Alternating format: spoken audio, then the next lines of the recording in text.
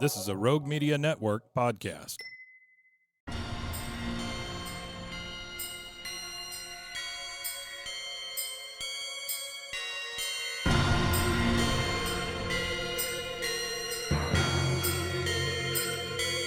BooBaes.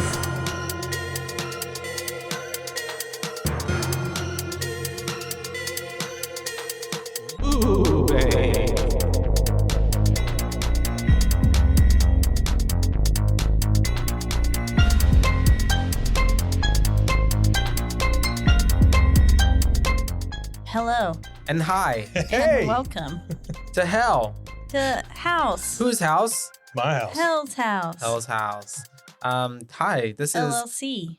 BooBaes. BooBaes, that's right. We're your host. I'm Caitlin. And I'm Joshua. And that's Mike Hey. Mike's in the room. So, for 5 minutes. does anybody ever talk about why it's a limited liability corporation during these movies? I don't think it's No. been mentioned. I don't to think it has BH. either. Mm-mm. Yeah. I think we should have. Maybe it's because him and Mac went into business together. Yeah. So I they think made we it should an have a LLC. prequel that is just about forming an LLC. That's a horror movie in itself. It That's is. right. I just did it. Did Yeah. you? Yeah. For what? For your Love clothes Lady. thing? Yeah. Oh, yeah. Yep. It's a lot. Is Sloppy still around? Yeah. Okay. So both. Both. But Is- Sloppy Seconds is a sole proprietorship. Mhm. Ah. Mm-hmm. Okay. So So I you're- funded different. all myself. that's the one you're going to get fleeced on then, right? Yeah. All the bill collectors are going to come to that one. Yep. Yeah. LLC, you can just maintain here. And then when you move, you're just like, oh, I don't know. It's that place in Waco. Yep. Yeah. Mhm. Yeah. Sole proprietorship's a lot more responsibility on Yeah. your shoulders. No kidding. Yeah. So what That's a lot. are we talking about? The movie itself? Which one? Hell Hell House House 3, 3. Lake of Fire. Lake o' Fire. Lake o' Fire, Land O' Lakes. Lando Yeah. Lake o' Fire. It's Yeah. kind of the same thing. It's just a tub of butter. That's it. Yeah, we're Is gonna. Lando Lake's real butter? I don't think it is. No. I think it's I just don't think it grease. is. I think it's hardened grease. It's artificially. Don't come at us, Lando Lakes. It's vegan, Is it? Is it No. vegan? No. but they make If it that's is, country they make crop vegan? that makes vegan. What is vegan butter? Because how is it butter? It's Because just butter grease, is man. milk. It's just grease. I don't know. I used it on my quesadilla today though that I made. It's mostly leftover car oil. That makes Yeah. sense. They recycle it, turn it yellow, Hmm. put it in a tub. That's what Priuses are for. That's right. Yeah, dye number yellow. Priuses. That's why I number dye egg. them, Dye yellow Butter. drive number 5. them. Yeah. It's margarine, I'm sure, right? Yeah. Because margarine's that weird term they use for things that aren't really butter, but they think they're butter. Yes, it's just oil. Yeah. Speaking of that, Hell House 3, Yeah. Lake of Fire. So the reason you wanted me to come on this one Hmm. was so that I could talk about how people don't like the third one. Yeah. Now, when I say I'm people, curious. yeah, when I I- want to know. when I say people, I mean Reddit folks. I want to know don't why that they're wrong. I don't know that they're actual people, but True that. so for instance, I looked up a thing on Reddit. This guy, Tyler Amel467, says this was 57 days ago too, by the way. So, Oh, this so is pretty recent. recent. Yeah. Mhm. I loved the first Hell House and thought that the second one was passable as an enjoyable follow-up. I think he's wrong there. I thought the second one was good. I liked it as well. I finally got around to watching part 3 this weekend, and I cannot believe the drop in quality. This was maybe the worst acting, writing, and effects I've seen in a reasonably well-recognized franchise. I did honestly enjoy myself, but I never understand those kind of things. I really liked it, but I hate it. It's yeah. like when people say they didn't like their food, but they ate it all. Yes, exactly. Yeah, I want that taken off my bill. I ate it all. I did honestly enjoy myself, but mostly because of how bad it was. What happened here? Did they just have absolutely no budget whatsoever? Yeah. Well, yeah, it's an independent movie. I felt like it was way too ambitious for how limited the first 2 movies were in their scope. I'd love to hear some others' thoughts. So, What does he mean? How Interesting. limited the others two were? in yeah, their I don't scope? really understand what that means because all of these movies set up that world, that we Mhm. talked about. So this person responded and said, Baker Yeast, by the way, responded and said, that always flies in the face of credibility for me. Your name, your username, tag name. Yeah. Yeah. Baker Yeast says had same thoughts. First 2 movies were good just because of good scares and overall creepiness, which that's not spelled correctly.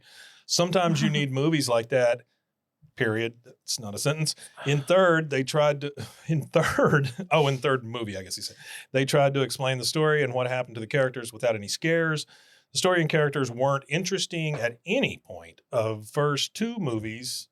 Again, with the grammar. Maybe they should read it out loud without back to themselves. well, they don't have anybody in the basement with them to read it to. Yeah. Without scares, there was no point for this movie. Story was stupid and acting was bad. Was that you or me? Sorry, that was me. That was Tully. That was a That's bodily, right in. that was a Yeah. bodily reaction to that review. It made my acid reflex act up. So last one I'll read. Yeah. This Mr. White 42216. So big Breaking Bad fan, I'm sure. I personally found part 3 to be a vast improvement over 2. Oh. Neither lives up to the first film. It's like, yay, you suck. Neither lives up to the first film, but at least part 3 kind of feels similar. Part 2 lost me with that awful drawn out conversation with Andrew Tully. It's like this isn't even found footage. I agreed, but at some point you got to get out of the found footage thing. Yeah. In their universe anymore. This is literally proof in the paranormal that the entire world in their universe can view. The third movie ends crazy, but I found it more like the first with creepy stuff going on in the background more often and not blatantly over the top crap. Plus, the acting in part 2 was easily the worst in the trilogy by far. Okay. What kind of review is that? It was like, I love it, but I hate it, but I love it, but I hate it. I love it, I hate it, I love it, I hate it. Please kill me. Yeah. So I thought 3 was the one where they start to actually build the world, right?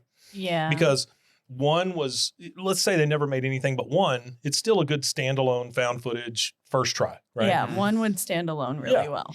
2 takes some of what you know from the first one and just, kind of builds on it. Elaborates, right? and it sets some Easter eggs up for, like we talked about. It ends up setting up some Easter eggs. And answers some of the questions from the first movie. Yes. Yeah, and it sets up 3 and 4. Absolutely. So, Baker Yeast, for 3, I thought, I know what they're talking about because when Tully's there and all that stuff, it does not feel like a found footage movie anymore, right? Yeah. This is the one where he's banging on the table and and the cloak guys are coming out of the big hole, right? Yeah. Okay. Yeah. So I do understand what they're saying, but again, I think broaden your scope a little bit, because for Abaddon Eyes, the podcast that you guys are executive producing, that's basically a spinoff of this show. When you go back and you tell the story of Tully and these guys at the fair, there's no way that can be found footage. Yeah. Because it happened a long time ago. Yeah. I mean, unless it's, found drawings or something. But yeah. I Cave just, paintings. Yeah, I'm just kidding. found It's not cave that paintings. one. I love that genre. So anyway, that's my take on it. I just felt like it was a world builder, and that it really increased. And I thought 3 had some pretty decent scares in it. Like, Yeah. I mean, it still was the clown and stuff, but there was 4 is my favorite just because, and maybe it's because it's the newest one. I don't know. But I love the fact that, again, like they've gone to another planet, basically. They're spreading this story out. Yeah. I like that part of it because now it gives them the freedom to kind of spread out and do other things. But I think Casey and I had that same talk, 5 and going forward, you're probably going to need to make an actual movie, not just found footage stuff. Yeah. But that's fine. And when hopefully, like Casey was even saying that hopefully some, more money can come into Flux as well and help build those to be better, bigger projects. Well, I mean, if it's another Shutter exclusive or whatever, obviously Shutter's throwing some cash at them because the 4th one, you can tell it took a lot more money to make that one. Which is good, which is great. Yeah. And I think, like you said, to Baker Yeast about the scope, like I think that there has to be also a bigger picture kind of understanding of like that these movies, they are building a bigger universe. And so like even 2, like I would say even 2 is like you couldn't watch that necessarily standalone because it's building off of everything that we learned on the first one and then pushing the narrative and the story even further for what we go into the third one. Like how we have in the second one that all of this was, put together by Russell Wynn, but we never even see Russell Wynn in the second one. But yet he is our main guy in the third one. Yeah. And I love how they did that. And it's kind of the same thing what they did with Mitchell from the first one and going into the second one. Yeah. And I really love that too, because it's like he keeps having these threads that go throughout the movies.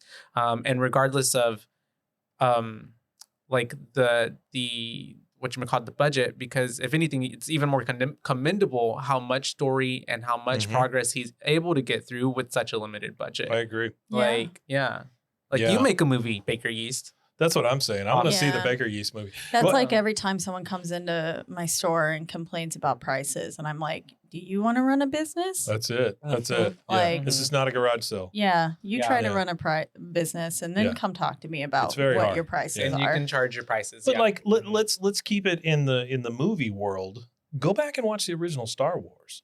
It's not the best made movie in the world. Yeah. 2 improves on it. Because 2 is my favorite. Empire Strikes Back is my favorite of all of them.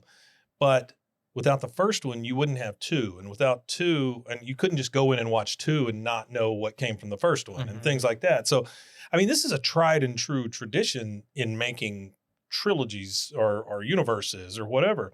You got to make the first one. You got to make the second one. You got to keep telling the story. Yeah. It's like a cake. You got to keep adding the layers. Yeah. Yeah. Or an onion. As Shrek would say. Or an onion. That's right. World is an onion. Yeah. It is. Okay. So Thanks, I'm going to check out. Yeah. And now a word from our sponsors.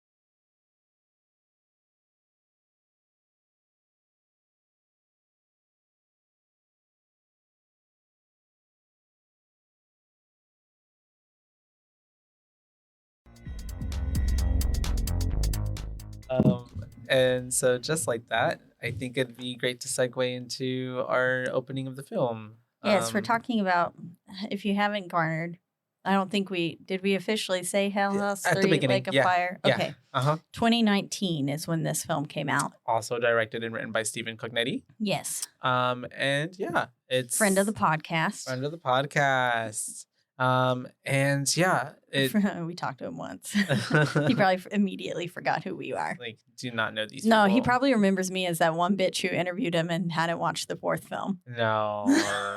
I mean, I doubt, but I mean, I feel like that's really understandable though. It had just came out. It's not like this is like it's been out. You are, and you own like 5 businesses and you run a podcast. Busy. So we open up with some information on our, of course, beloved Abaddon Hotel. It was finally going to be condemned and burned down and like, It was set to be demolished. But it was purchased. It was purchased by Russell Wynn, who is this it's basically like an Elon Musk type of guy, I guess, or a Jeff Bezos. It's supposed to be like a really rich dude. Rich entrepreneur type. Yeah. Who is into theater. Yeah, very much so. And he and is 9 years have passed since the original Hell Oh, yeah. House crew disappeared. It's been 9 years. And it is a year after what happened prior with the Morning Mysteries and Crew. the insider investigation mystery people. Yeah. And he is the richest man in the country. I also, they did say that. So yeah, he's the richest man in the country. Not even just a rich man, but the richest man. And he, like you said, is in theater. He's producing a show, has produced a show called Insomnia. And it's really popular. It's really like, lucrative or whatever. And he has decided that he's going to take the show and take it to the Abaddon Hotel. So that's pretty much where we kind of enter in on this third chapter of the franchise. And the whole, it says with our little typeface and everything we get, it says the following documentary is trying to retrace the events that happened on October 1st, 2018. So it's kind of setting all of it. Eventually later on, we get like the Morning Mysteries footage from September 13th to August 2nd, 2018. But everything happened October 1st this time. Yeah. It would have been kind of fun had it happened again on October 8th. Yeah. Yeah. But that's old news. It is. We're switching things up. Yeah. With our third film. And we have it going into this is where we learned that Vanessa Shepard is taking over from Susie McCombs. Yes. Because something happened to Susie McCombs. Did we ever get a mention of what happened to Susie McCombs? No, I think she just like retired or something. She just she was young. Yeah. Retired from the show. Yeah. She just left. So now it's up to Vanessa Shepard. And we get to see Robert Lyons again, the author of Abaddon tapes. Yes, the beard dude. Beard That's what I dude, like to call him. From beard the first guy. film. Yeah. And we're asked, he's giving more of his, what's the vibe? What's the word I'm trying to look for? Like, I think Mike mentioned it on the last episode, or on the episode we were talking to him about how he was really like giving very like, I forgot what he said. It's like, well, if you believe that would happen or something like that. He's very ominous and very funny. He's just funny. He is. But then he's kind of explaining what happened at Insomnia, but without really explaining it. Yeah. Yeah. And so we then, I guess, cut to Vanessa Shepard and her team meeting the cast, right? Yes. Yeah. We open with Gregory, who plays Faust. Yeah. And they're basically asking them questions about the production. Yeah. And then what they like about the Abaddon Hotel, if they like anything about it. Gregory's kind of like, what? No, I don't like anything about this hotel. This place fucking sucks. It's worse than high school theater. Yeah. Kind of thing. But Wynn is playing us pretty well. Yeah. So that's kind of our first mention. Stick around. And that gets brought up a lot of times throughout the whole film with our cast members. They also get asked if they aren't disturbed about what has happened here prior in the Abaddon Hotel. And a lot of these cast members don't have really the slightest clue of what has happened here. And most of them haven't even seen the documentary of all the footage that has basically been taken here at the hotel. Except for Max. Yeah. Because Max, who plays Mephistopheles, is like, seen it. I own it. Mm-hmm. Yeah. And he's definitely seen all of it. And he's like kind of in on the lore and stuff behind it. He's like, he's really excited about like being at the bar and like saying like, the last time people were here having drinks was when the Hell House crew 9 years ago was blah, blah, blah. Yeah. And all that stuff. So Max is pretty in on it. And you can tell he kind of believes it, but also doesn't, to a point that he's still there. It's like he definitely feeds on and loves, like, I feel like the dramatics of it. Like, I feel like he definitely doesn't feel like it's real, but he definitely feeds on like the stan culture of it, if that makes sense. Yeah. Like, he's a fangirl, but he also doesn't believe, like, he thinks it's all a hoax, I think, still. And like, he loves that. Like, he's in on it. Like, he's in on the joke. So that's why he hypes it up more, I guess. I don't know. But there are some moments in the film where he seems pretty serious about it, though. Mm-hmm. Like when Gregory asks, like, what do we do if we catch a ghost on camera? And Max is like, good question. Like, and it seems like he's legit, like serious, Mhm. like, well, that is a good question. Like, why the Like, fuck what is do we everyone do? else laughing? He's kind of like the second coming of Paul, Yeah. if that makes sense. He almost looked similar to a little Paul, bit too. Yeah. He's got that lighthearted energy to him. Paul is Jesus now. He is.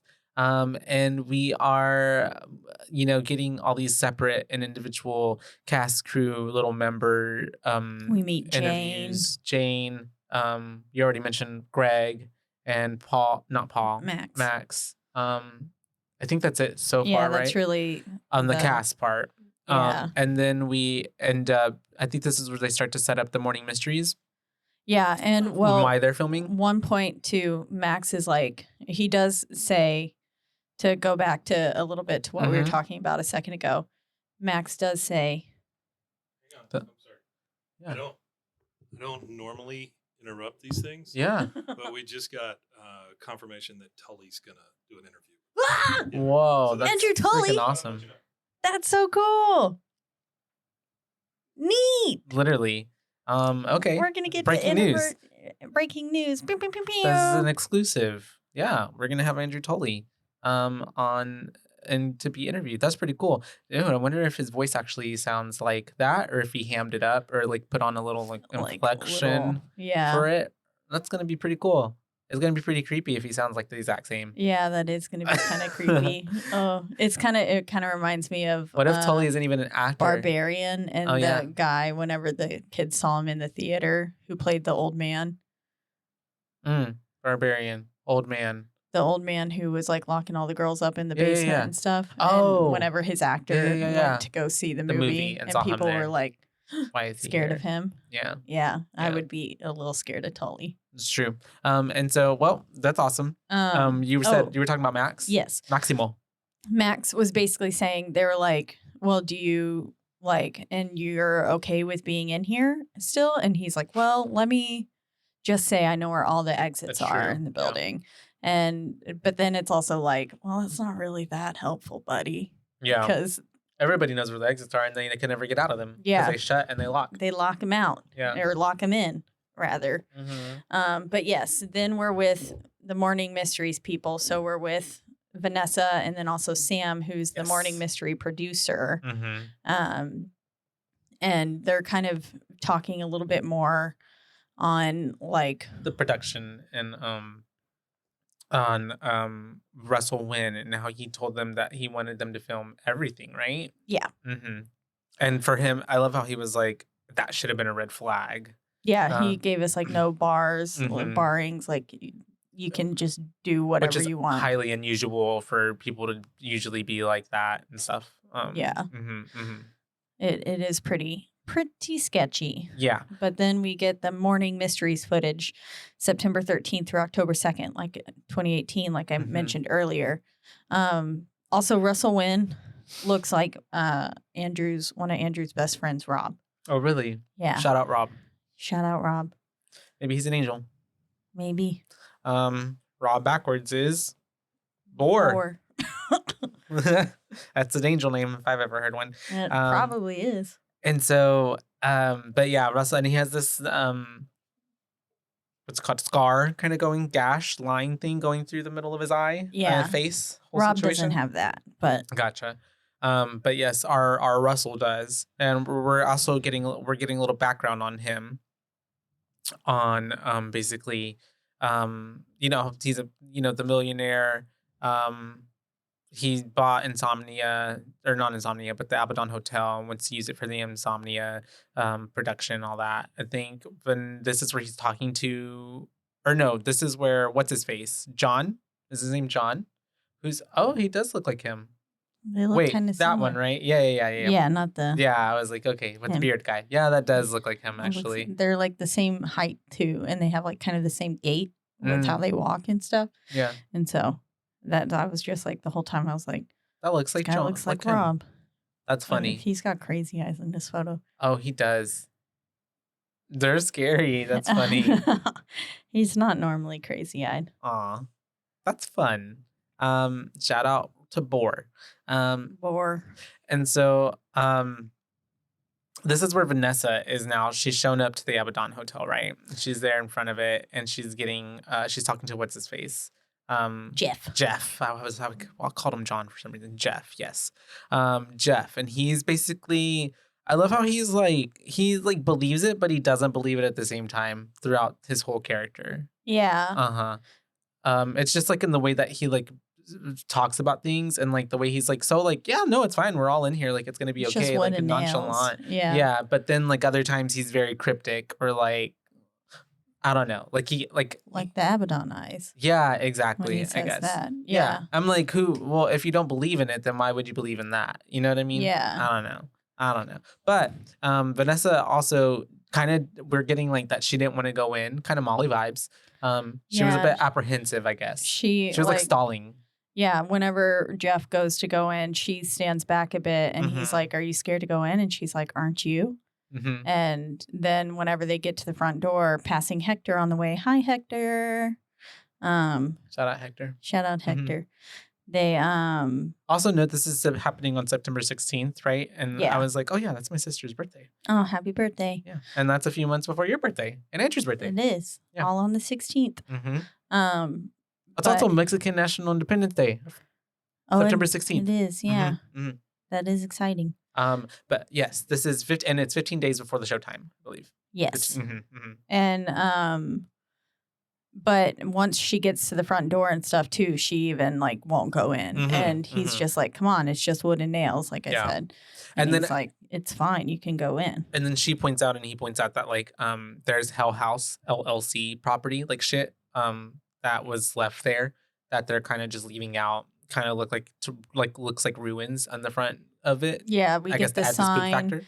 Which the sign is moved all over this building. Yeah. In the second film, it was out back. And the entrance, whenever they came in, the Insider crew. That black Jessica's door. crew, yeah. And it was out back there. And then now it was out front. And then whenever Diane Graves and them got there, it was with the most likely place that it would be. It was down at the base of like the balcony, kind of near the... underneath the balcony, which it was on the side, where on the balcony, off the balcony, like where the old Abaddon Hotel sign was. Yeah. And so that made the most sense for it to be there. But yeah, someone's picking it up and moving it all over the place, or the Ghost Star. It's the Abaddon itself. And so she what happens? Oh yeah. Whenever she's talking to Jeff, and whenever she does come in, she asks him another question or something like that. And I think it's right before he like it segues to a different part, or she's talking to someone else, because he's like, she asks him like, are you excited to be here or stay here or something like that? And she asks, can we get an interview? Like, are we good to interview everyone, including you? And he says, like, I'll give you a statement right now. Oh, yeah. He's like, I can't wait to get the hell back to New York. Yeah. Yeah. And so I was like, I was like, what? Like, what? If you don't think it's dangerous, then why would you say something like that? Yeah. But anyway. I mean, also probably if you're used to big city life, then living out there is probably... It's boring. Yeah. You don't have a bagel at fingertips length. A bagel. Have you had a bagel yet? I haven't had the bagel yet. Ah, damn it, Josh. Sorry. But I just don't want to go. We're going to fly you to New York. I was like, I don't want to go like, where do you get a bagel? Like, I'm not going to go to HEB and like buy bread and like make a bagel, because I wouldn't even know what I'm doing. They have I wouldn't even know how to HEB. I don't know how to prepare it right. You know what I mean? Like, I want to go somewhere and have a bagel prepared for me. You can go to Panera. They have bagels? Yeah. Like prepared bagels? They'll toast them and put cream cheese on it for you. I can say, I want that bagel toasted with cream cheese, please. Yeah. And then they'll ask you what cream cheese, because they have different cream cheese flavors. They've got like a honey, walnut, honey, walnut. They've got like a chive one, I think. They've got one. Tastes like onions? Yeah. Oh. It's good on like the sesame bagel or the Asiago like cheese thing. one. Yeah. They've got just regular cream cheese. I think they got fat-free cream cheese. What do you get? What's your pairing? I really like the chocolate chip bagel with just regular cream cheese. Okay. And or the Asiago cheese bagel with, again, regular cream cheese. I don't know if they actually have a chive one. Okay. They do have some sort of savory one, I think. Okay. I like chives though, so I'd probably get the chive. I'm intrigued now. I want my bagel.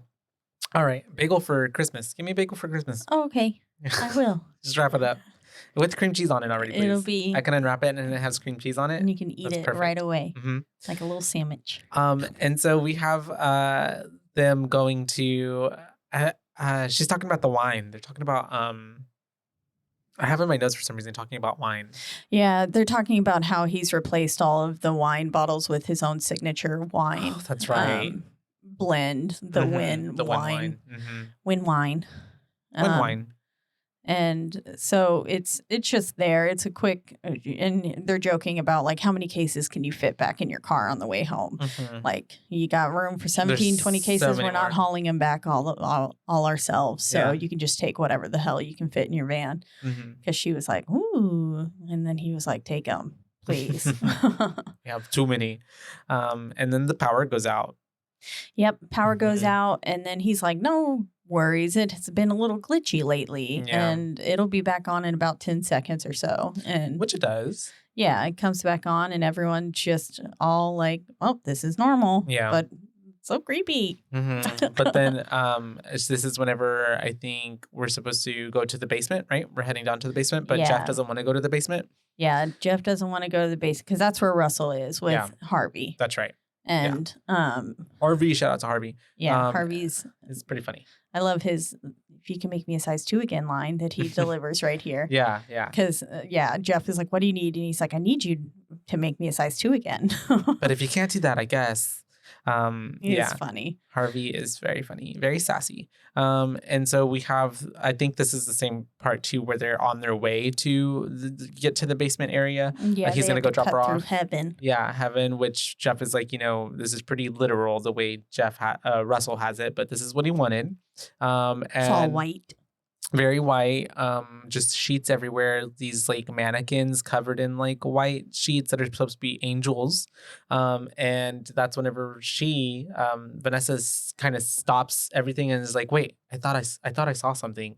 And then that's whenever Jeff is like, aha, Abaddon eyes. Like, Yeah. everybody, it happens to everybody. It's basically like when you see stuff out of the corner of your eyes or you feel like someone's watching you, we call that the Abaddon eyes. Mm-hmm. So shout out to Abaddon Eyes podcast.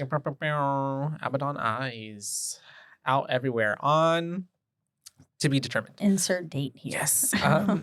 We are also now meeting Russell in the basement. And Russell kind of off the bat gives like, smug entrepreneur-ish in a way. Yeah. Like, he's not necessarily outright mean, but he's also kind of gives a little dick vibes. Yeah, when he was like, oh, too bad. I really liked Susie. Yeah. And it was like, okay, well, I'm the new Susie bitch. So Yeah. what you mean? Yeah. It gives like time and place. It gives like read the room. It gives like social awareness wasn't always like there sometimes in the way that he said things. It just kind of seemed like a bit rude, I guess. And that's whenever, like you said, he said that she's talking to him. They're going over on like, what basically why she's there and why he wants her to film essentially. And then he starts to take her to the cast, right, and crew, and wants to introduce her to everybody. We're going to meet all the actors, which we're meeting in the dining room area now. Yeah. And this is where Gregory happens to ask, what happens if we catch a ghost on camera? And Max was being supportive and stuff and was like, that's a really good question. And everyone else is like laughing and stuff. And I was with Max. I was like, that is a good question. What do we do? What do we do if we catch this ghost on camera? What can you do? That's the question. Cry. What can?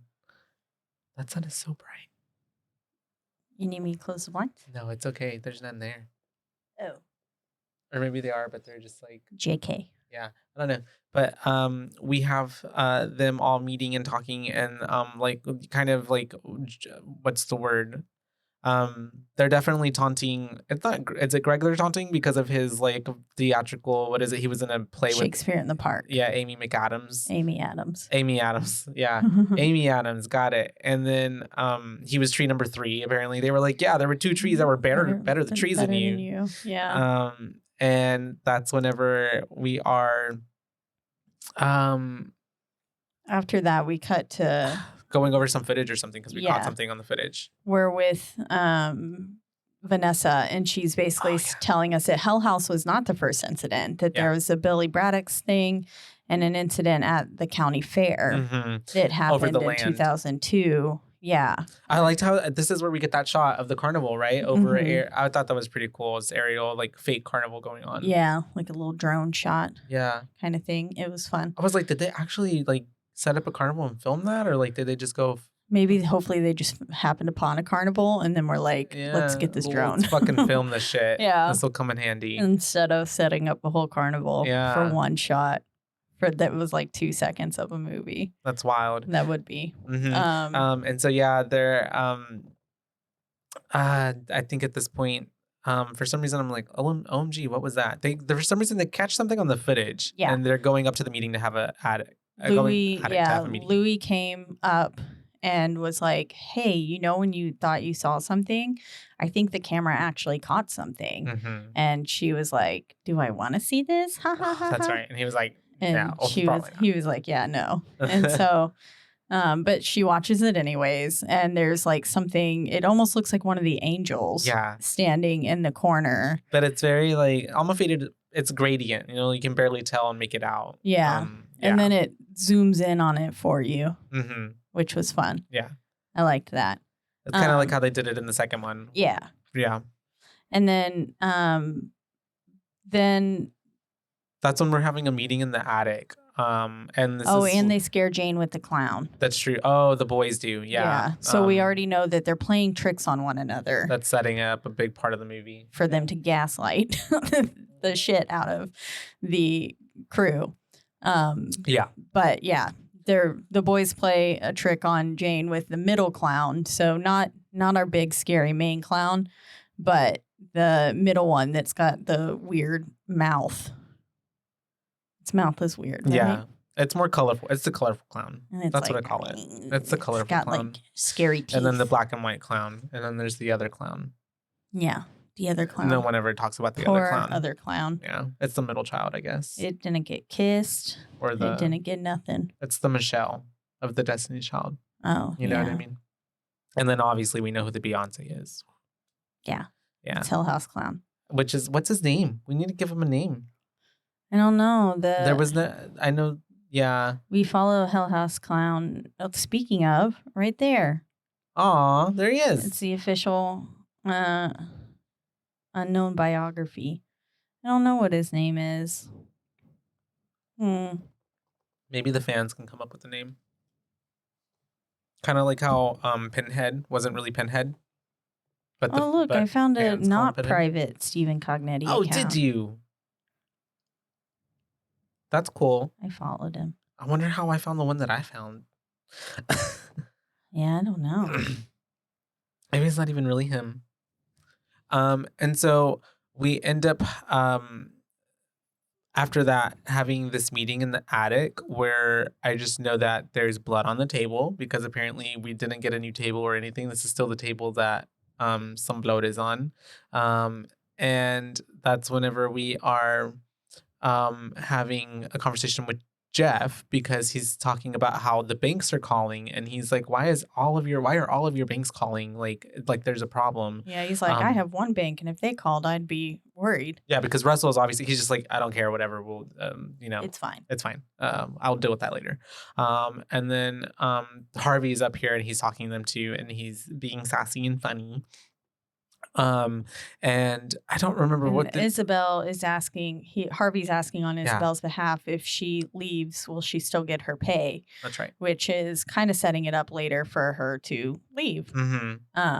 And even after being offered double pay, as we see later, what happened to her makes her not stay. But then we cut to the priest. Yeah, Father Paulus.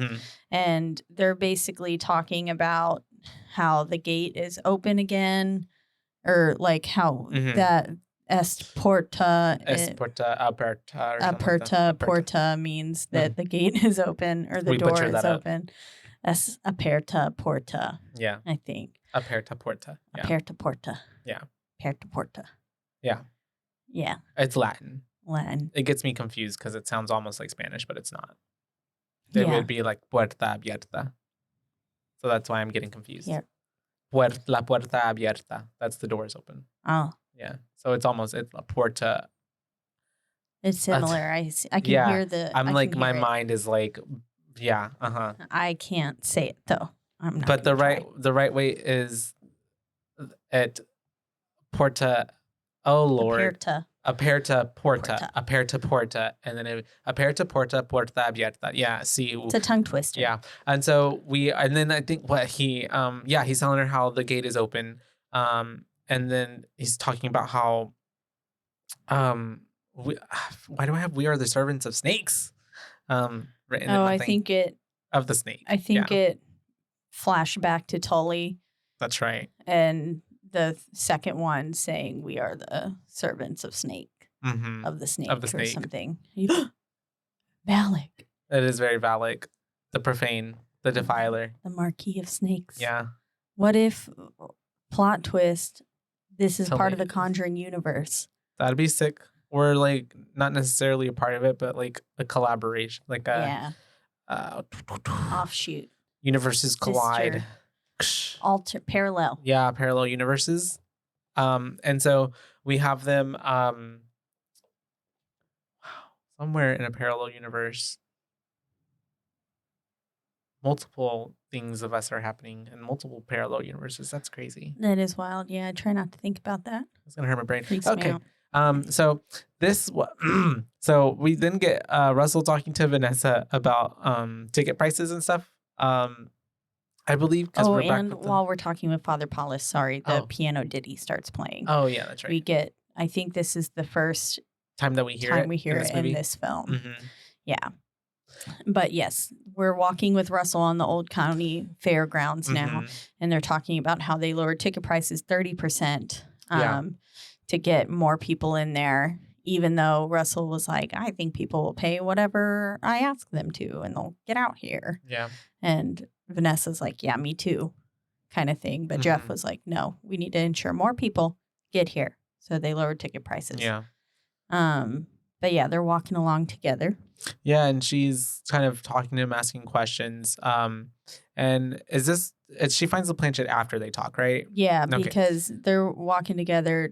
Basically, they're talking about God. Yeah. And whether or not. It's because she mentions the word. She's like, why something about this godforsaken place. Yeah. And he's like, godforsaken? Why would you say it like that? Why would you say that? Yeah. Mm-hmm. And she was like, well, he was like, do you mean that literally? And she was like, does anyone ever mean it literally? Yeah. And she was like, I don't even believe in God. And he was like, I used to not. Yeah. And then she was like, don't tell me you're born again. Yeah. And I was like, damn, girl. She's savage. For real. Some people are, and that's okay. It is okay. Some people can be wrong. That's all. I'm just kidding.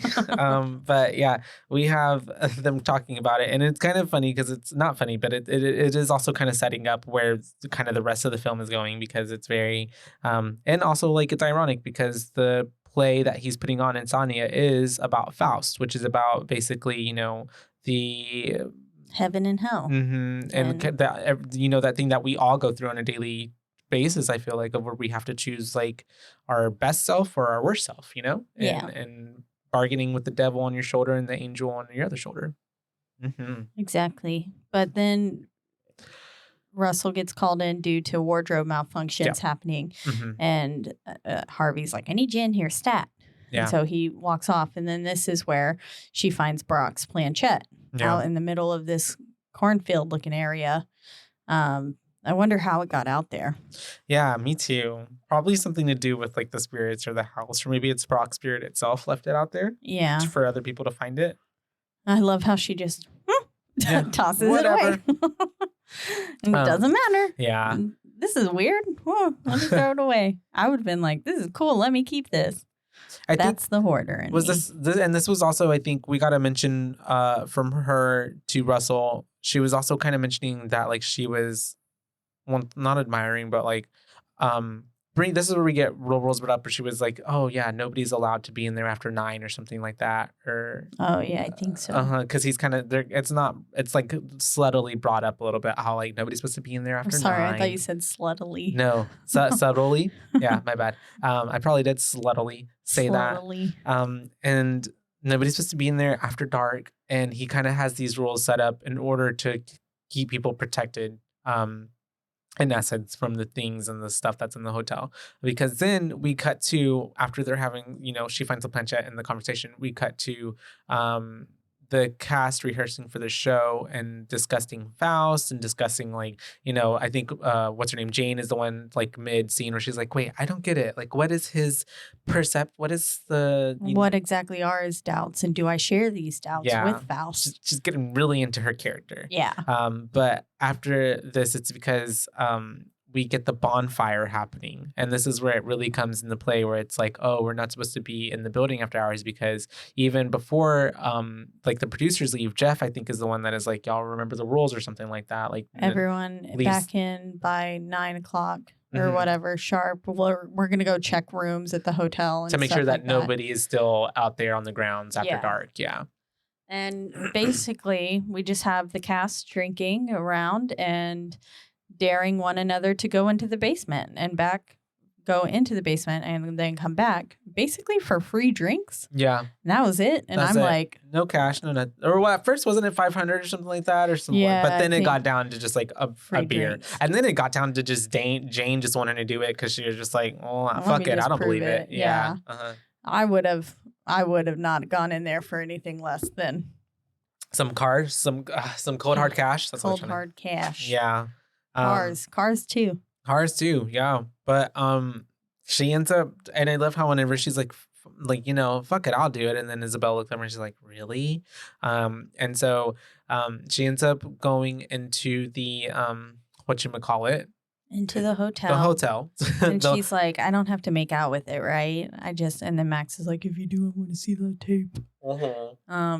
But then she's just like, okay, so I just have to go down there, touch Clown on the nose, and then come back up, right? And they're like, yep. Mm-hmm. And so she's like, all right, fun, fuck it. So she starts to go into the hotel, goes in there. We start to get in through it. And I mean, it's kind of fine for right now, although we are kind of getting like the little glitching in the camera. And like, so it's like, oh, we know this is already starting to be like, something's off. And then she ends up going into the heaven. And I love how she just like looks at one of the angels and she's like, Razzmatazz. And I was like, what? I rewound it because I was like, what? And I put the captions on. At that point, that's when I was like, why am I watching this with no captions? So I had to put captions on. And I was like, she did say Razzmatazz. I was like, what is the point? But okay. Yeah. It works. Really weird. It was just her character. And then she ends up, after she says Razzmatazz and turns around, like 2 seconds later, we start hearing the piano in the background, and she's like, huh, that's weird. But she doesn't even...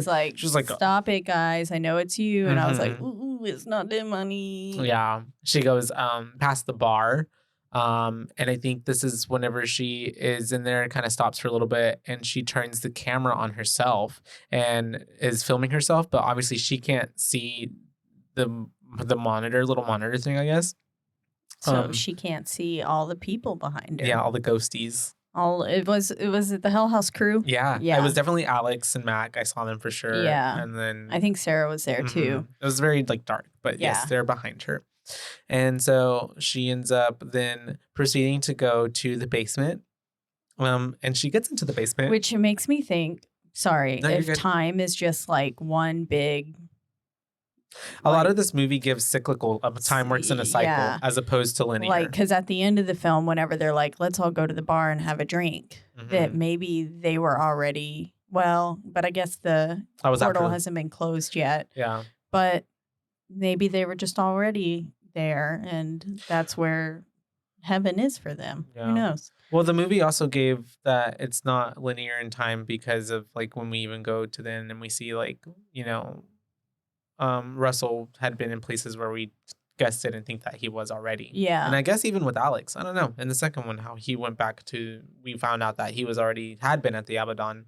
And then that opens the thing, like Casey mentioned, like, was he there the whole time? Yeah, there the whole time. Yeah. Never even left. Exactly.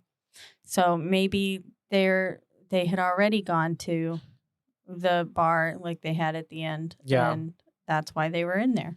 And so they are, oh Lord, yeah, she's back to Miss Jane. She's in the basement now, and she is getting to the clowns. So far nothing's like too far off from a miss, and so she goes down. She's like filming herself, turns it on herself, and the clowns we should mention that all of their heads are like facing forward, so it's like they're not moving, and so we have her look at the camera and be like, all right, this is for you boys, and then plants a big old kiss on the clown. Yeah, bonus, she said. And I can't believe she kissed the clown. Yeah, that's gross. Oh, it's just dirty. nasty, and creepy. And scary. Then as she pulls back, the camera then gets to show us that the big bad clown turned his head and is now facing her. And she notices immediately, I believe, right? Yeah, she has to notice that because, of course, she's like, oh, my God. And she kind of gets up slowly and then it turns its head as she's like getting up. Its head is following her. Yeah. Which is scary. just terrifying. And she's just kind of like moving slowly and like coming to like a hyperventilation, but like in a slow like way that she like gets to the steps of the bottom of the basement, but then like proceeds to not go up out the basement. Yeah, she turns around, realizes now that the clown is standing up behind her. Yeah. So she freaks out and screams a blood-curdling scream and then tries to get up the basement steps, but ends up just like freaking out on the steps instead. Yeah. And is just like losing her mind. And I was like, bitch, run. Get up, run. She was definitely... Run, what are you doing? Oh. It wasn't flight or fight. It was freeze. Yeah, she froze. And, it was so scary for her. And then... I thought she was dead, honestly, but apparently not because the boys start to come in and they're like, and she's like, oh my God. And they're like, what's up? And then it cuts to the next day because Russell was pissed off that she didn't listen to anybody. Sorry. She didn't listen to anybody. And he's like, where is she now? And all that. And they're like, well, she didn't show up to set today. So Russell's big plan to fix everything is just to double her pay to bring her back. And then so she doesn't say anything. Gaslight the rest of the crew into saying it was just a prank. Yeah. Even though nobody's everybody knows it wasn't them. Yeah, because Jeff was like, I looked at her camera. She's not lying. Oh yeah, and then it's the way that even later on though, was it Max and Greg are talking how like, oh, it could have been we weren't together the whole time or something. Were we together the whole time? I don't know. It was like a little joke about that or something. Yeah, like that. And Max definitely says, well, I know for sure it wasn't me. Yeah. So I know I didn't do it. And so this is whenever, like they're basically, no one can know about this. They're keeping it hush hush. And so at this point, we even, I think, get a few more interviews from some of the other actors about how like they won't leave because the pay is so good. And then it goes to, we're talking about Russell Wynn, and we're talking about his car accident, right? His car crash. Did I skip? I don't know. I might have just not written that part down. Oh, okay. Because my next note is that we're doing makeup. The makeup, yeah. Right before that, Isabel with the makeup, we got to learn that Russell Wynn was in that car accident in 2008, and he was lucky to be alive. And but ever since then, something in him has changed. Like he's not the same Russell, essentially. And I think the person who was talking, he has major head trauma. Yeah. And I think it was Max. Yeah, someone was bringing it up. But then we cut to the makeup with Isabel. And this is the part where we were talking about how Max and Greg were having that little banter between them. And then something, for some reason, I don't know why, Greg is the one who's like, I'm going to poop my panties or something like that. Yeah. Something like that. I was like, what? Okay, but this at this point, after doing makeup and the actors leave, Isabel walks out into the hall, or she gets beckoned out. Something happens to where she walks out, and in the hell hall, she sees Sarah. Yeah. The boys walk back inside, and then she's like on the thing with the walkie-talkie with Harvey, and he's like, send them back down my way. Stuff once you turn them from drab to fab. And then so I think she's just walking back inside, and she gets down to the hallway, and she sees Sarah Havel standing in front of 2C, just looking inside. And then Sarah turns her head and beckons her towards the doorway. And so she goes and is like, what the hell? And then she looks inside 2C, and there's just this sheet ghost kind of thing, figure sitting on the bed. And then she's like, Jane? Yeah. Thinking it's Jane playing a joke on her. That it is not Jane.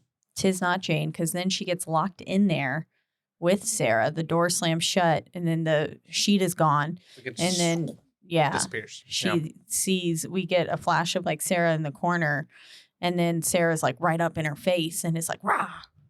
Well, she doesn't actually say rah, but it's very much like that though. Yeah. And obviously Isabel is freaked out. And then that's whenever we have the next day, I believe Harvey, Jeff, and Russell are talking about it. Right?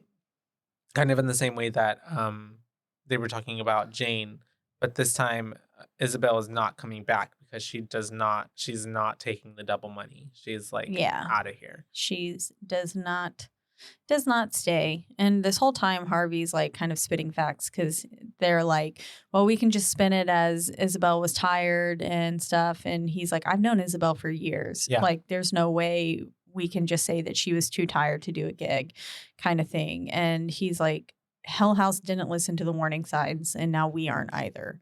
He's like, maybe we should really shut this thing down. And everyone else is like, absolutely the fuck not. Yep. But Harvey was the only one speaking sense at this moment. And then that's whenever they get interrupted by Vanessa, and she's like, hey, sorry, like, I know this is kind of important, but by the way, we have Isabel's camera, and for some reason the memory card is missing from it. Do y'all know like what happened to it? Where's the footage? It was so like random. And I was like, girl, maybe not the time and place. But I mean, they probably don't want that footage to get out. They took it out. So it's very heavily implied that like it was like we took it, because then they don't like answer really and they're just like, well, we don't know. We'll have to get on top of that. Basically, that's what Russell says, or something like, oh wow, like we'll just have to find that, I guess. Yeah. And then that's whenever we cut to our cameraman. What was his, Lionel? Louis. Yes, Louis. What a name, Louis. He went to go get some shit because he needs to fix his camera or something like that, right? And he leaves Vanessa in the room. Oh, well, first we see pictures. We see Isabel's Instagram. Oh, that's right. Yeah. And we learned that she was posting pictures, and that in these pictures that like for some reason she didn't notice, I guess. Yeah. Before she posted them. I was a little confused about that. The one with Mac. Yeah. I was like, okay, I could see that. Like her not noticing that one. Yeah. But the one with Tony down there at the base of the basement, I would have been like, who the fuck is this? In my picture. Yeah. Yeah. And then the one in the attic with Alex hanging in the background, I was like, what? Especially if someone's hanging. How do you not notice this? Yeah. Maybe she just thought they were props. Maybe. Yeah. It could be. And then we see that they were in the picture. So it's very, very strange business happening. But after that, we have them, Louis going to get something and leaving Vanessa by herself. And she ends up hearing something, and she grabs the camera that Louis usually films with and goes into the heaven area. And that's whenever she ends up seeing Jessica, I believe. Yeah, she finds Jessica in the corner. And it's like, it really kind of leads you up. We're going through heaven and stuff, because we're sitting there and you're kind of expecting something to pop up in the hallway behind her as the camera's just kind of sitting on her. But then we see the lights for heaven turn on and this like ethereal music start playing. And then she's walking back through heaven, and it just kind of like you're kind of expecting something around every corner. Yeah. Because it's like, ooh, something's leading her over there. And then you get all the way to the other side. And then, back behind like another half wall or something is Jessica standing there. But of course, the zoom lens was broken on the camera. So that's what Louis was going to go fix. Yeah. And so we can't actually like really see Jessica, but you can infer that it's Jessica. Yeah. Because they kind of like flashed to Jessica at the police station. Yeah. A lot of this movie has flashes, by the way, throughout of previous movies and stuff. Yeah. I think they happen really fast. You could almost watch 3 as a standalone. Because it gives you, it informs you of all the prior things that happened, because it either shows you clips from the actual movies, or has someone talking about it in a narrative type of way, or like the interview with It the does other such a dude. good job of circling back and giving you like a brief recap of what happened in the previous films that I think, yeah, you could just watch it almost by itself and be chill. I agree. But yeah, we find Jessica in the corner, and then we flash to Jeff, Russell, and Louis and Vanessa all talking, and Jeff is kind of like savage as fuck. He's like, our sets are not malfunctioning. She is. And I was like, damn, that's rude. Yeah. Rude as hell. They're gaslighting her, being a dick to her. And into forgetting the whole thing. Because then she's like, basically like, well, I don't know what I saw. Like, and I love how even Louis is like, no, don't let them like don't let them bully you into feeling like you didn't see something. She's just like, no, it's fine. I'm going to stay. Yeah. I'm going to stay. Yeah, which is not a great idea. But she ends up then, this is where we end up getting, what's the beard man name? What's his name? I forget his name. But Beard Man is Robert Lyons. Robert Lyons is talking about more people who went missing. I believe about the people who went missing. I just remember that I saw him at this point talking about that. And then Vanessa, we cut to Vanessa, who is trying to show Russell the video of, I guess, what she saw with Jessica, but he's like refusing to even like look at it or cooperate or like when they go to his hotel? Yeah. Yeah, because basically she's like, I want to go see him right now. Because Louis was like, you want to talk to him tomorrow? And she was like, no. Now. Bitch, we're going now. Yeah. And so they go to his hotel and because she can actually prove him. what she sees, what she saw. Yeah. And she's like, you need to let your staff know. They're in danger. Let them know what they're getting into, kind of thing. And he's like, I'll hear none of this. And shoots her in the head. Room. Shoots her right dead. And that's the end of the movie. Yeah. Goodbye. And then that's whenever we do, I think it's the next day or something, and we're with Harvey and we're starting to do a light test. Yeah, it's September 26th now. So we're just a few days out from opening day. Yeah. But yeah, Harvey's doing a light test in Paul's room, which I'm assuming it was Paul's room. Yeah, it looked like Paul's room. And every time he's like, okay, go full dark. And so all the lights turn off, and then he's like, okay, desk lamp kind of thing. And then it turns on the lamp, and then all of a sudden someone's sitting in the chair behind him. And you're like, freaky. Not again. Yeah. Someone's coming to get him. And then he's like, okay, full dark. And then it goes dark again. And then it's the red lamp. And the red lamp turns on, and now she's standing. Yeah. And then you can see her kind of inching slowly towards him as they then turn off the lights again.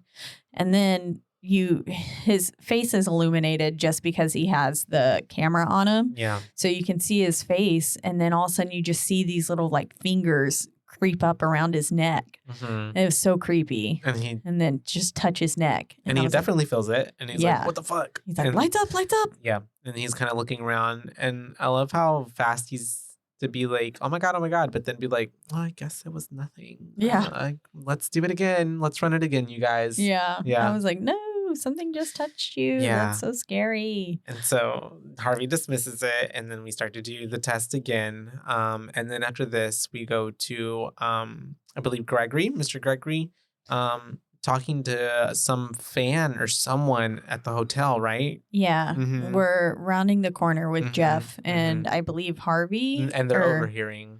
Yeah. Or Louis. Maybe it was Louis. Cameraman, yeah. And Jeff for sure is there. Yeah.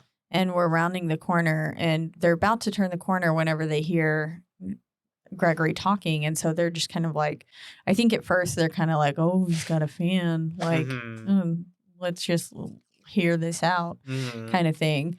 And we hear Gregory talking with this individual, and she's just like saying, she's praising him basically. Yeah, like, oh, good job. Like, oh, I love the confidence kind of thing. And then he was like, yeah, I just can't wait to get back to the city. And she was like, oh, silly. You're never leaving here. And he was like, what? And then she's like, "You're all going to hell." Yeah. And then that's whenever, because Jeff is over eavesdropping, he's like, "This is weird. Let me go in and save my buddy." And he's just like, "Hey, what's up, Greg?" And then as Greg like turns around and they turn back to look at the table, nobody's there. Nobody's there, but he's saying that she had somewhat dirty blondish hair with a gray t-shirt and jeans, and they're saying that it sounded like Sarah Havel. Yeah. Havel. And so he's like, "What?" And they're like, "Yeah." And they're like, "What?" And so it's a little weird. And then that's whenever we cut to Russell and this is where we're talking about Russell and Alex, kind of comparing and contrasting them both together. Yeah, Vanessa's saying they're both that a bunch of enablers around them, right? Yeah, but the comparison stopped because Russell knew what was coming opening night, and Alex had no idea. But maybe Russell Alex did have an idea. I feel like he did. Yeah. But very much it's giving so like Russell deliberately knows what he's getting everybody into. And at this point in the film, if you can't really, you're also like not really knowing exactly what Russell's motives are at this point. Because it's like, is he good? Is he bad? I don't know. What does he want? Yeah. Because you're just kind of like, because it gives Alex in a way, but also not Alex in a way. Yeah. From the first movie. Because we understood Alex's motives in the first movie. And this one, we understood Alex's motives to an extent. We knew because it's his business and we want it to work. He wants it to work out, right? Obviously. But in the second one, we obviously learned he needed it to work out because of financial instability. But in this one, we don't necessarily what Russell Wynn is just some rich dude and he just wants to put on a good show. You know what I mean? Yeah. It feels like there's obviously, he's got a second agenda under there, especially what we've been learning about. So with that thing about the banks and stuff earlier, it's kind of foreshadowing stuff that's about to happen. And so at this point we are with the whole cast and crew, they're at a bar for dinner, right? Trying to get some grubs, some drinks, kind of like a bonding time, which we have in every film essentially. And it's the same old bar that Jessica and her crew went to, right? Yes. Yeah. And it's now September 30th. So it's one day before opening night. And Russell ends up showing late to this dinner. Yeah, of course, fashionably late. And he comes up and, they're all just kind of shooting the shit. And he's like, wanting to get dinner and stuff. But then they're like, sorry, our kitchen closed at 10:30. And he's like, okay, I'll just take a really pretentious wine.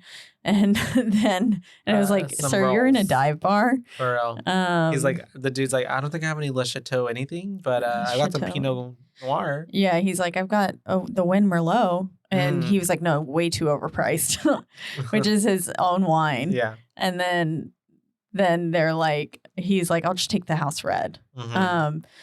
But they're sitting there. Vanessa starts to kind of interview him about what he thinks it's going to be like. Yeah. And he's like, and then he says the line, because she's like, oh, you're out here amongst the people and stuff. And he's like, yeah, I got to spend some time with my crew because after tomorrow it's going to be hell. Yeah.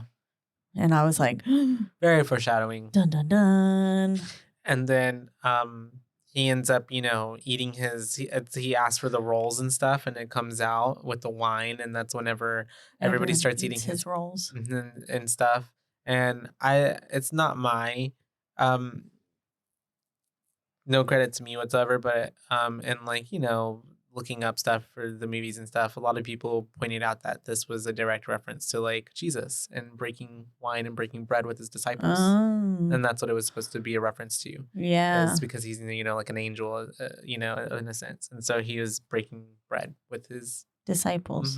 Yeah. Wow. Who he all saves. Yeah, exactly. He saves them all because they all die, but he sacrifices himself. But and then saves their souls and saves them from being stuck in the hotel for forever. Wow. Now we all pray to Russell. For real. And so we have Vanessa was mentioning how they're sold out for the first week, and he's like, yeah, it's really great. And then that's when he brings up actually, I have an idea. I really think for the opening and I think y'all should leave. I don't think y'all should actually be here for the opening. And she's like, what? We've been filming everything. Why would we not then stop at not film the opening? Gave us full access. We want to be there for that. And he's like, you could just film the dress rehearsal and get the same idea.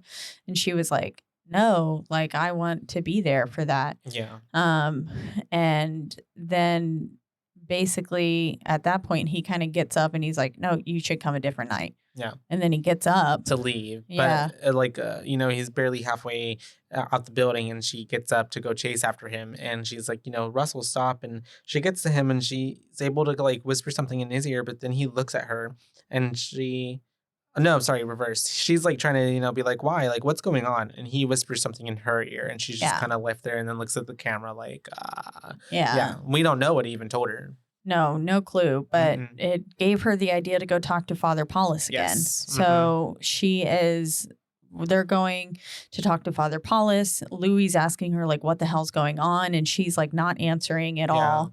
And basically Father Paulus rolls up and they're like, hey, are you receiving money from Russell? And he's like, yes, basically. She tells him that it's off the record and puts the camera down. And then they're like talking about the portal to hell, basically talking about. And we get to see his feet the whole time, feet and legs. Yeah. He's talking about the portal to hell, and he is telling her how Russell asked him to, after the opening night, to liquidate all of his money and to give it all to charities. Yeah, to suitable charities. And Paulus also says that Russell's carrying a large burden. So hinting that Russell's possibly doing something that's bigger than himself, just like Jesus was. Yes. And so turns out it wasn't off the record because the bitch drops the story the next day. Yeah. And trying to get Insomnia shut down or get the crew freaked out enough to be like, why is he liquidating all of his assets? And be like, and once the story drops, they're like, are we still getting paid? Like, what's going on? They're rightly freaking out. Yeah. And that's whenever Jeff is like, you know what, guys, like whatever Russell's doing has nothing to do with like the production money company, and like you were all getting paid. Like, don't worry. Yeah, but Jeff runs upstairs and is like, what the fuck is going on, Russell? And he's like, it doesn't concern you. And he's like, bitch, I'm the COO. This does concern me. And I was like, it does concern him. Yeah. That's true. It does. But then they're basically fighting about that. And this is where we then flash back to the footage of the Hell House crew having the news not broke to them, but like proposing the idea of having Hell House at the Abaddon Hotel outside of the city. And as they're going to leave the restaurant, it's the same footage we got at the end of 2. As they're going to leave the restaurant, we pass a booth, and who's sitting there? Russell Wynn. Russell Wynn is sitting there the whole time. And then we flash to Jessica and Molly sitting in some other little diner thing. Yeah. And then as they get up to leave, Russell passes them on the way in. Yeah. And so Russell's been there the whole time, like throughout all of this, which is pretty wild. The other Tully, like, you know how Tully's orchestrating everything and pulling strings on one end. That's what Russell's doing on the other end, apparently. Yeah. And so he's kind of been here throughout the whole time. Also, right before the unseen footage was shown, I love how whenever Vanessa and Russell were the last people in the room, when they were like, you know, she was trying to get him shut down, he like puts his hand on him. He's like, nice try. And so, yeah, it's now opening night. We have Russell, you know, like it's at the beginning, like, you know, hi, welcome everybody. It's, you know, come to Insomnia, and giving his whole spiel. And that's whenever battle our innermost demons. And that's when we have everybody going through with the mask on, what's it called? Like, masquerade party, basically. Yeah, like they've just got all little white masks, like the Blue Man Group, but with a white mask. Yeah. And so then that's whenever they're going through it.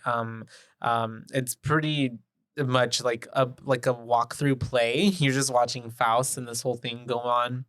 As they walk throughout the building, yeah. And then at a certain point, they enter into this, like, I forget this, like, place where you have to come around the corner, and the clown pops up.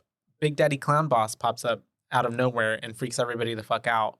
And I believe even because we're following through the perspective of POV of Vanessa, right? Yeah. And her Louis, the cameraman, and I think even them are like, That's They're not like, what the fuck? Yeah, What is that that's not doing there? that's not supposed to be here. Yeah.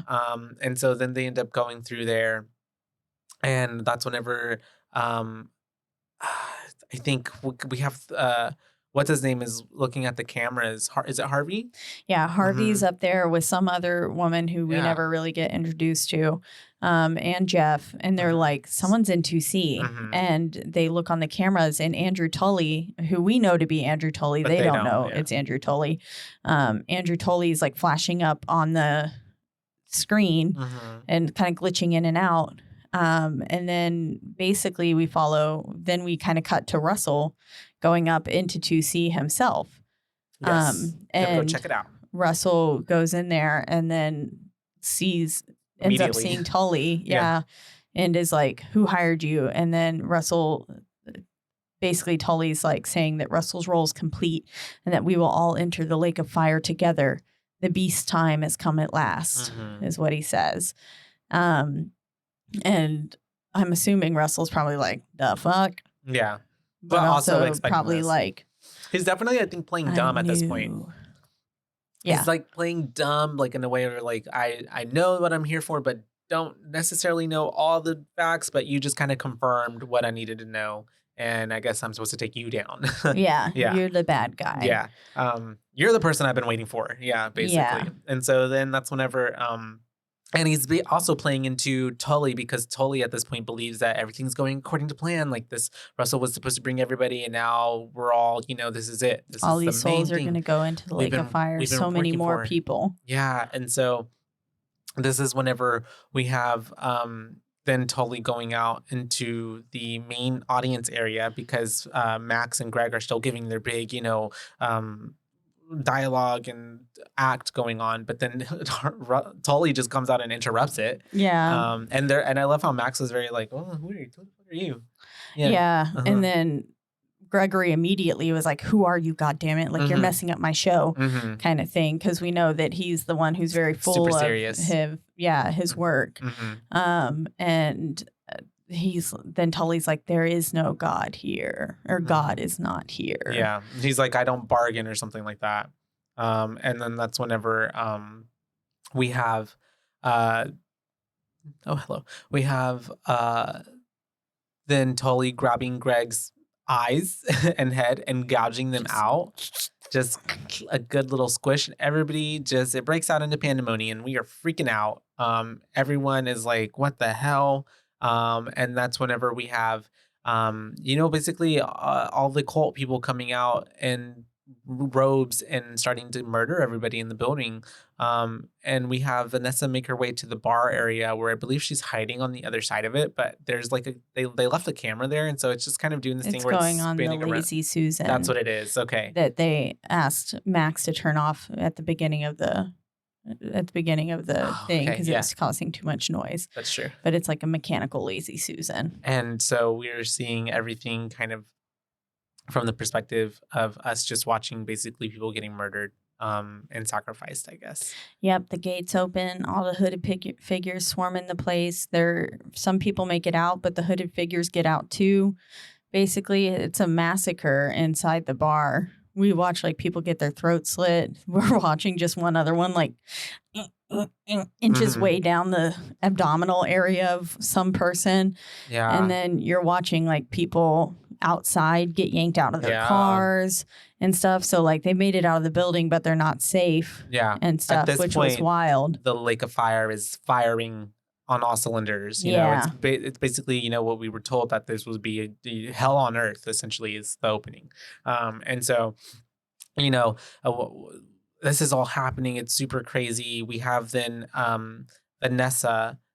She's getting out from underneath the bar and she's trying to, escape. But as she's getting out, we see that Tully is there, but then he flashes away from behind her. She doesn't see that. And so as she's going, for some reason, she decides. And while she's going up there, or like while she's getting out from the bar and stuff, we flash to Russell getting something out of the safe. Yeah. You can assume it was what Father Paulus sent him in the beginning of the film. Mm-hmm. At least that's what I assumed. Yeah, I'm assuming. But we see Russell getting something from the safe and going back downstairs. Mm-hmm. But then, we see her getting... Making her way downtown.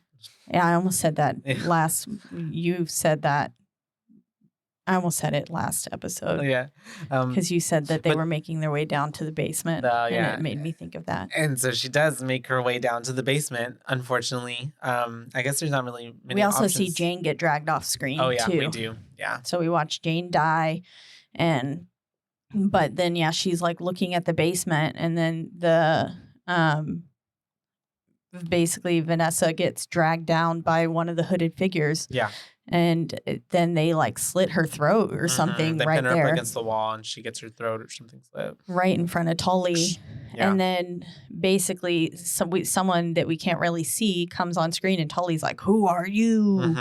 kind of thing, and is asking to, and basically is like, "You can't do anything. Like No, the lake man. of fire is open." Yeah. And but then we see that it's Russell comes on screen and they start fighting each other and the lake of fire opens, or like the ground splits and hell is coming out of the floor. And it's very quick. It happens so fast. But, in their little arm tussle, the whole building starts to collapse in on itself with them inside of it. And as soon as that happens, it's just kind of like we cut to news footage of like, the Abaddon Hotel and their coverage of how it caught fire. And it's... But all staff and crew were found yeah. safely in the cornfields behind the hotel. Mm-hmm. And then we flash to Jeff and Vanessa sitting there, like kind of going through the rubble. And very aware of like what had happened. Yeah, because Jeff's like, I don't know what happened. And he was like, I thought I was dead. And then she was like, well, we did die, but Russell brought us back. Yeah. And then we flash to an interview of them explaining that Russell essentially died twice and was legally dead for 2 minutes before during the car accident. Like they almost pulled the plug and stuff because he was legally dead. But essentially he's gone to the other side. And so then he must have been tasked with this or something from the other side. And then Vanessa finds a picture of the original Hell House crew. The Alex. picture that's on the original film, which was cool. And I was like, that picture is remarkably unburnt for being in this fire and rubble. And it's a good little nod to them. And then that's whenever we have, after all of that, and I guess, happily ever after, everyone's still alive, we cut to our Hell House LLC gang back in the house. And they kind of like pop up and they're like, and this is like during like the credits kind of sequence. And someone said, I don't know who it was, maybe it was Father Paulus, said no man can close the gateway. It would take an angel from God himself. Yeah. I have that kind of thing. Too. Yeah, but I'm not sure who said it.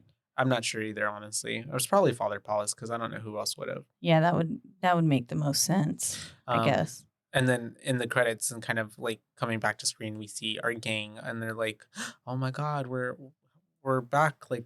We're alive. Yeah. I was like, oh, yay. Whenever we flash to Paul's crotch. Yeah, and he kind of comes back up. That's right. I was like, how did that happen? I was like, oh, good. They're alive again. I was like, what? So everyone who's died in the hotel has been like rectified. Like they're all getting to come all and of their death is being reversed. And boy, were we played. We were, because shortly thereafter, Russell walks in and they're trying to leave. And he's like, none of you can leave. You died in the hotel. Like the whole hotel took your like soul kind of thing. Yeah. And but essentially, I think it's basically time for them to move on. Yeah, it's almost like they were in a limbo or purgatory in a way. Yeah. And he's like, well, now you're able to be free. So now you can just move on. Now your soul can pass on, but you're not alive again. So you're not allowed to leave.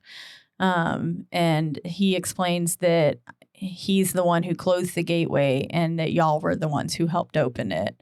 And tells them basically that, it's time to move on to other things now instead of being there. And then basically I think Paul's like, well, shit, should we just go see if the bar's still open? And Tony's like, let's do.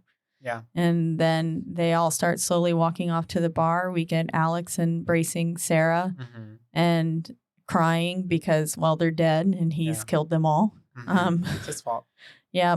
And then it ends with them all walking off towards the bar area. Into the sunset. Into the very unhappy sunset. And that's the end of Hell House LLC, The Lake of Fire.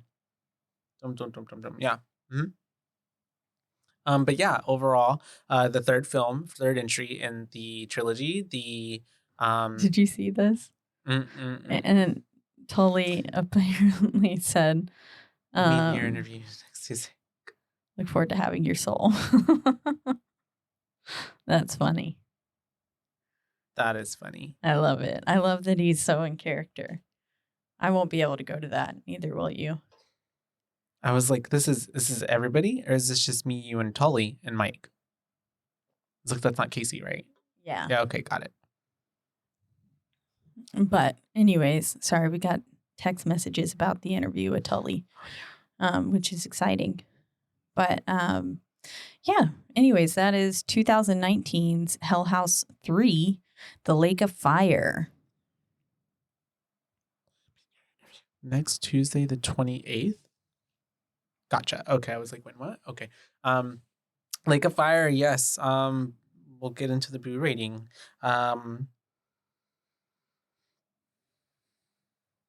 Overall, I would say I'd probably give this one a lower rating than 1 and 2, just because it didn't necessarily give me the hype that 1 and 2 had. It was also done in a different style, almost. Not style, but I think there was definitely more of like the interviews with the cast and stuff were a little bit less found footagey than the other 2 films were, I would most definitely say. And I think that overall, because probably of budgets, or I don't know, it was the shorter, I believe, film in all of the entries so far. And so it kind of seemed a little bit rushed when we got towards the climax of the film, especially the fight between Tully and Russell. It was a bit kind of fast for me, especially when the whole series we've been building up, like, you know, how big of a baddie Tully is and like all of that. But it doesn't mean that it necessarily it still conveyed like its story and what it wanted to get across, like, and what was supposed to happen, I guess. Yeah. And how Russell, you know, defeated Tully and saved the day and like yada yada. It took a divine intervention. But overall, I think some of the acting, like on the actors' parts, not the best. Like who? Like, I'm just being more like Jane and Greg, I guess I feel like, on some parts, and even Isabel. Even though they were super minor roles, I guess because they were so minor, it almost felt like See, their acting didn't bother me. No. Yeah. But we all know that I was bothered by Molly in the last film. I think their acting weren't. At times kind of bothered me more a little bit than even Molly and Jessica's at times. But overall, like, it was still a good story. I thought that it was a creative way to like keep it going and have this Russell Wynn come in, which, if you think about it, it's kind of like, it was almost like, who's this guy? It's unrelated. That kind of seems out of left field, but then they were able to somehow give us like no, this is how he's connected, and because of this, and he's, you know, an angel. But overall, I would say I'd give it 4 over out of the 3, out of the 4.5 and the almost 5 that the other ones got. Yeah. Yes, yeah. A 4 is about where I was sitting as well. Mm-hmm. I think it was really necessary for it to be a part of this trilogy. And I thought it did a really wonderful job of capping off the trilogy and kind of ending Hell House or ending the Abaddon Hotel, so that way we could move on to the Carmichael Manor and explore that planet, as Mike would say. So I think it did a great job of really rounding out the story. And it did feel a tad rushed towards the end, which I said the ending felt rushed too, to me. But I still think it did a good job of explaining everything away. And Russell's character and like his role and everything and why he was so important during the third film really came into play in the last like literal 2 minutes, which was pretty cool. I like when a film will wait to the last second to tell you kind of everything, if it's even going to tell you everything. So I thought it did a great job with that. It did feel much less found footagey. You're right. It was much more documentary style. Yeah. But I still enjoyed that. I thought that was really cool. And I think it leads way to like what we were talking about earlier, for it to move forward to something that maybe is a little less found footage and to be an actual full-fledged production. Yeah. Traditional film. Which I would be fine. Yeah. We all know that I love found footage. It's one of my favorite horror genres. But I think I would be completely fine if Cognetti needed to step away from found footage to make a more full-fledged production. Yeah. I think that would be really cool. And I would be super happy for him if he was able to do that. So I agree. Yeah, I think an overall 4 from me. None of the acting bothered me. The story itself, I still really liked it. I just wasn't as intrigued as I was in the other 2 films until the last little bit where I was like, oh shit, what is going on? Like, what is Russell's role in all this kind of thing? And then it really getting explained to you. And then I was like, oh, that was cool. Yeah. I liked it. And maybe it's because 1 and 2 are very, like, they're more similar in their styles of the way they were shot and stuff. Yeah. That this does seem a bit of like a departure from the other 2. But like you said, it's not bad. Yeah. Departure is good. It's a little bit of change. It's a little bit of the same, but a little bit of new. Yeah. Yeah. Exactly. Do you have any funny facts? I have one. One fun fact. The show Insomnia is based on a similar New York City performance art show called Sleep No More, wherein guests move about in masks watching a series of vignettes played out by the actors. I don't know if I said that word right. Vignette, isn't that like a shadow or something? Yeah. Vignette, I know in a photograph, isn't it that like that? That's what like makes the corners dark or white. So I don't know. I'm pretty sure that's what that is. Yeah. But I don't know. But the show even switches themes from year to year the same way the fictional Insomnia was set to debut a show based on the story Faust. So that's pretty cool. That's the only fun fact that I have. But yeah, a solid 4 for Hell House LLC 3, The Lake of Fire. I thought it was a fine film. Fine film. It was a great way to end a trilogy that we've been like working our way towards getting more information and having like a good, solid finish to. Yeah, I thought it went really well. Yeah. What happened? Have you given your BooBaes ratings? Yeah. We just gave our boo ratings right now. Okay. I apologize because I've been texting back and forth with Brian David Tracy, the guy who played Tully. Yes. Yeah. I loved how he was so in character. Yeah, he was very much in character, and that's what I wanted to say real quick. So in texting back and forth with him, I said, thanks for agreeing to the interview. What would be a good time? Blah, blah, blah. I said, by the way, it creeps me out a little bit that I'm texting Tully, right? And so he answers, and he tells me what time and all that stuff. And he said, and don't be creeped out. We still have the ability to text from the Lake of Fire, which I thought was fantastic. And so I love it. That's so fun. I agreed, to the Zoom time and all that. He said, look forward to having your interview. So that is so funny. Yeah. We were laughing it was about fantastic. That. So I just thought I'd jump in once more and let you guys know that. Do you want to give us your boo rating? 1 to 5? 0 to 5? So 3, I would say probably a 3.5. And it's only because it's it's more diverse than the other 2. Yeah. And so it changes the style a little bit, but I think it was needed. Yeah. Literally that's our whole exactly conversation. What we just said. I think it's exactly what you guys were saying. Yeah. That's funny. All right. But yeah. And that was mainly all I got. My drawback too, was like, I guess in a way that numbers 1 and 2 were so much alike in style that this definitely feels like a departure. So it's almost like you have to like use like, it's like a new haircut, you know? you have to have a few days to kind of get used to it. How is the Yeah. sun not making you blind? Oh, the whole time. Yeah, oh the whole my time. God. I Yeah. tried to close the blinds, It's but there are it's, none. It's like Caitlin the Archangel or Yeah, something. it It's, is. your head is lighting up. Yeah, that's rough. Yeah, I'm it's sorry, been Josh. gradually making its way lower and lower. Yeah, that's what the sun does. Yeah. But yeah, sure. Yeah. All right, It goes up. and then it I'm goes new back at down. this. I'm new at this. But yeah, that is Hell House LLC 3, The Lake of Fire, everybody. 2019. Look forward to us covering the fourth film by Mr. Stephen Cognetti, Origins, The Carmichael Manor. Yes, super And- excited to cover this film. It was really good Yeah. when I watched it the first time, and so I'd be excited to watch it again with the Mhm. lens of our Perspective. notes and Mhm. everything. Just real quick, I want to thank you guys for continuing to do this show. Mhm. It's always fun when you guys come in. I enjoy talking about these movies with you. This is the and- moment Mike chooses to fire us. Well, no. And I just want to say thanks for letting me rope myself into this thing.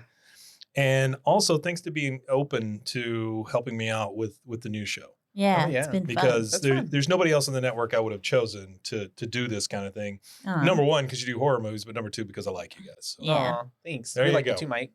we All like right, you too. 3.5. 3.5 and a solid 4 best I from can. us. From the two BooBaes. Yeah. So that makes it like a 3.8. 3.8 Yeah, for Pretty close. Yeah. Pretty close. 2019's Hell House 3 Lake of Fire. And like we said, we're going to be covering the other ones, and then hopefully stay tuned to seeing the launch of Abaddon Eyes, everybody, giving a nice little perking your ears up for that. And the wonderful interviews we're going to be hopefully having with all the characters and actors who played them so fine and well. Yeah. Tully's kind of forcing my hand to get this thing out earlier there rather than later. Yeah. So, yeah. That's, I mean, Nice. I would say sometime in December. Okay. Okay, We're yeah. sitting For in sure, you November, guys. so sometime in December. Fun. Looking forward to it. That's exciting. Yeah, Um, and then you'll hear at least our interview with Cognetti, but maybe possibly some of the other interviews on our feed absolutely. as well. Absolutely. So that's exciting. But as always, we are in the lovely Rogue Media Network studio. that's right, Can't they see it take because great of the care of sun, us. but You can listen to our podcast and a lot of other podcasts on their website called roguemedianetwork.com. That's right. And then you can listen to all of those podcasts and our podcast on a slew of podcasting platforms, the biggest two being, Spotify. and also Apple. But wherever you do listen, don't forget to. Rate, review, like, and subscribe. That's right, because that's the only way we can get ahead in this world. Mhm. And tell word of mouth, tell your friends, tell, we're all going to join the Lake of Fire together. So Sure. tell your cult. Spread tell, the word, Bird. We'll tell Andrew Tully, and Tell then your he'll preacher. tell people too. Tell the congregation, please. Spread Yeah. the word. Tell everyone at the fair. Tell everyone that we have cunty communion. Carnival. Yes, literally. And then if you want to reach out to us, let us know your thoughts on Hell House and the world that they're building and whether or not you like this film. If you're, what was their name? Stale Yeast? Bakery yeast. Baker yeast. Baker yeast. Yes. Baker Yeast. Oh, That's for you too, Baker yeast. sorry. Their review was stale. So Sure. I thought. Ooh, Good one. little hot take there. That's good. Oh, we're Needed gonna a little get bit more time in destroyed. the oven, it sounds like. Nice job. Yeah. They're going to come for us in our reviews. I'm ready to They stick don't- and fork in that one. They're not. He's They done. don't leave the house. That's They're, true. They're not coming after anybody. They're Uh-huh. keyboard warriors, Caitlin. Yeah, but they could come leave a nice review for us on our show Yeah. and say that we're stale. That's okay. Do it. But Any I'll say we publicity's made good it. publicity. Yeah. Mhm. But yeah, you can reach out to us on our one social media platform, which is Instagram, and that is at. BooBaes podcast, and that's at BOLBAES because we're your BooBaes, not your BooBabes. That's right. And we'll stay tuned for Hell House 4 Origins. Origins, the Carmichael Manor. It's a mouthful, but it's a good mouthful. It is a long name, but worth You gotta it. keep doing It's like a that good pop. indie song. Yeah, after the whole "we're your BooBaes, not your BooBabes." Yeah, I like that. That's a little Okay. signature thing you can start doing. Yeah. Okay. Do it. Um, Okay. Well, because it's like it I just can't do because it. that's what it's like. That's what I feel like because you gotta like have the in there. Yeah. The BooBabe, not we're the BooBaes, not your BooBabes. See, Okay.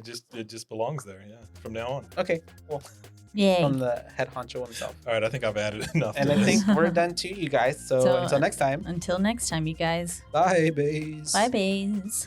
I don't know, more like a goat.